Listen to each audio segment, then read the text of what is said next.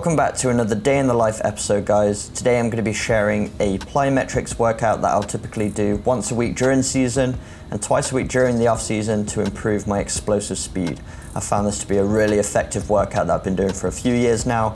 Before getting into it, I always do a mobility session just to get myself activated. If you want to see that full session, I'll leave a link to it on the screen. Right now you can click that to watch that video.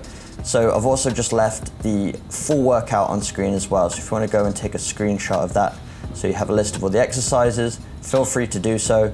And I also leave them in the description just to make it easy for you too. But today's exercises are focusing on moving as quickly as possible. So for all of these actions, I'm trying to be explosive, quick, because that will then translate into the pitch, where then my muscles will be more activated, my fast twitch fibers will be firing quicker, and I'll be more coordinated with my body, which is always effective for proper running technique and just having better control of your body. So for the first few exercises here, as you can see, not using any equipment. This is a part of the warm-up of this workout, but also good plyometric exercises in themselves. The great thing is you don't need any equipment. You can just use body weight and still really effectively build your explosive speed. But the goal is just to make sure you're quick with the actions. And you might have noticed as well, I'm doing these in my socks. That's because I like to build the strength in my feet and also want to build that ankle stiffness, because if you have weak ankles that they collapse, that's where you're going to lose a lot of power when you're sprinting, accelerating, and changing direction. So doing these exercises barefoot is going to allow you to use more of the foot muscles and build that stiffness in the ankles. When you're wearing trainers or running shoes, sometimes the shoes are doing a lot of the work, taking a lot of the impact, so it's good to take them off once in a while and allow the feet to move as freely as they can.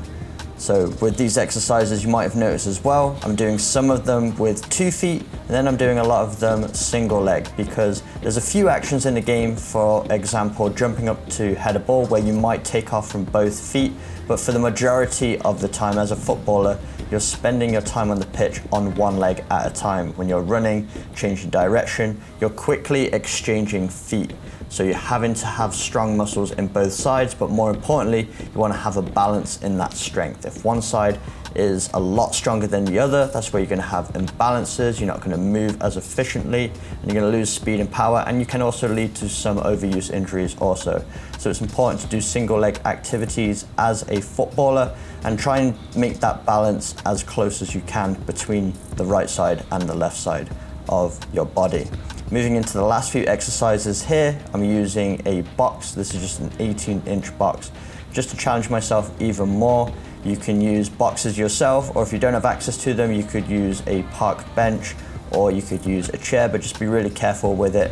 Make sure you're doing it on a soft surface in case you slip or anything like that. And with these exercises, I do 3 rounds of them. You can start off with 3 if you want to, but I would recommend starting with just 1 round, especially if you're new to these types of exercises. Get the form down first. You can also lower the reps for each of the activities, but get the form down correctly. Make sure you're learning how to absorb the impact coming down from the jumps, because that's how you want to protect the joints.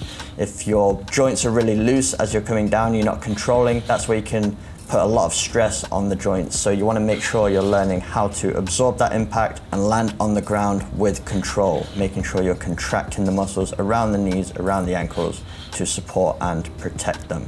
And another thing you might notice from these exercises is that I'm moving in different directions.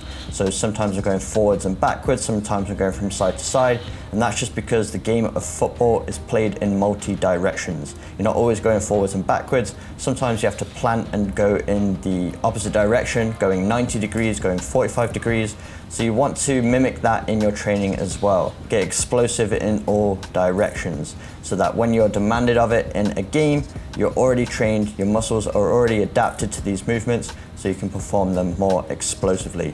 The last couple of exercises here have also involved some gravity to add some extra resistance. So when you're dropping down, of course, your body weight is multiplied, so you're having to absorb that impact and then go into an explosive exercise. This is very much mimicked when you're changing direction in a game. Suddenly, you have to plant on one side put all your body weight into that leg and then explode in the opposite direction. So these kind of exercises are really going to prepare you for those type of actions in a game.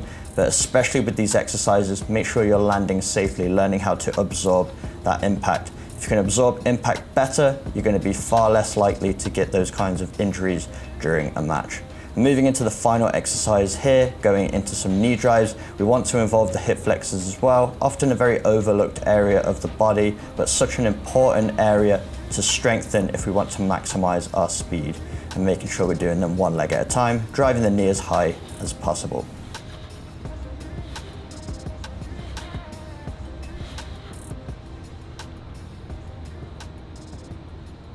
So there we go guys, that's the plyometric workout for you. If you do this twice a week during the off season or once a week during season, you're going to see a huge improvement in your explosive speed. You're going to get quicker off the mark, you're going to be able to reach your top speed quicker, and you're just going to feel more athletic on the pitch and improve your overall performance.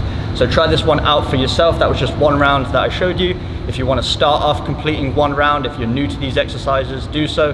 Then you can increase the load as the weeks go on. Then you can move up to 2 rounds, and then you can eventually get to 3 rounds as well. So really good for building ankle stiffness, elasticity around the ankle joint, and explosiveness throughout the legs. This is really going to help you reach your top speed. So I hope you enjoyed the workout. Let me know if you have any questions. Take a screenshot so you know all of the exercises and all the reps and sets when you go to do it yourselves. So I've got about 20 minutes now before I need to be out on the pitch with my team for a team session. So obviously it's a short window, but I need to replenish some of my carbohydrate stores because I burnt a decent amount of calories in that little session there because it is so explosive.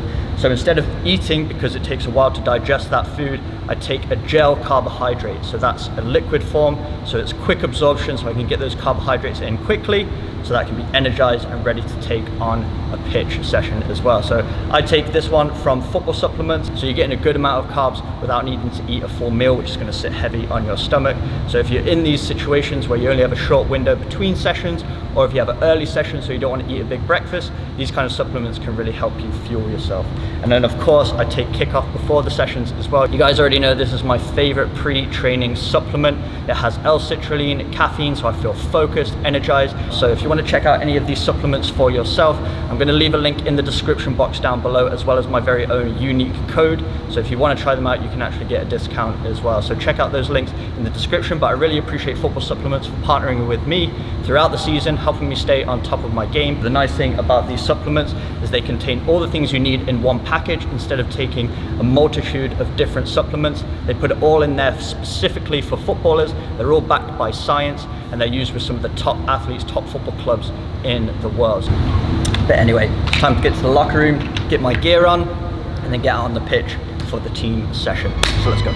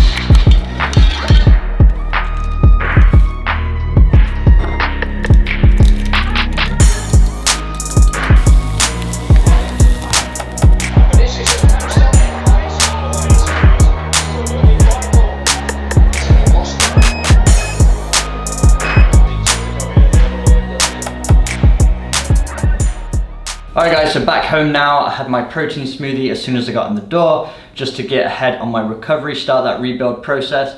Then I had a shower, came out and did a foam roll and stretch, and then I ate my 4-egg omelette. So making sure I'm getting good nutrition, good stretch, all of these things are going to help me with my recovery, because although training is very important, recovery is just as important for your progress, because it's in that recovery phase where your muscles rebuild, they get stronger, more explosive. That's where you're going to see the improvements on the pitch. So recovery is absolutely vital. If you're training a lot and not taking care of your recovery, it can have an opposite effect. You're going to see yourself getting more fatigued, your performance is going to lower. So make sure you're doing all of these things. Hydrating properly, eating correctly, a lot of anti-inflammatory foods, a lot of high protein foods and carbohydrates, and making sure you're stretching, foam rolling, getting a good night's sleep. All of these things are going to contribute to your recovery so that you can be at the top of your performance. So hope you enjoyed another day in the life, getting an insight in how I trained. Today was a pretty intense day. Mondays and Tuesdays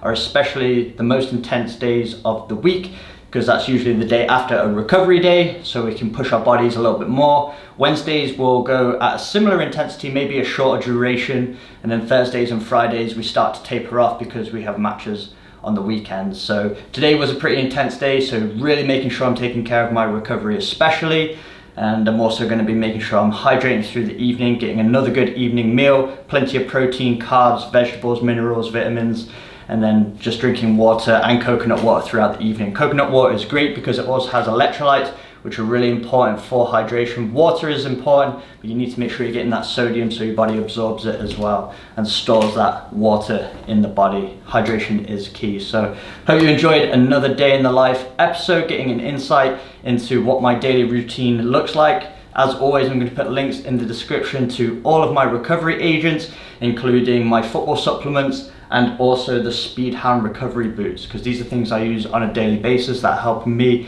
with my performance. So I want to recommend them to you guys as well. So if you're interested in checking those out, once again, those links will be in the description box down below. But I hope you enjoyed today's video. And if you did, make sure you smash the like button, hit that subscribe button for weekly training videos, and I'll see you guys in my next video.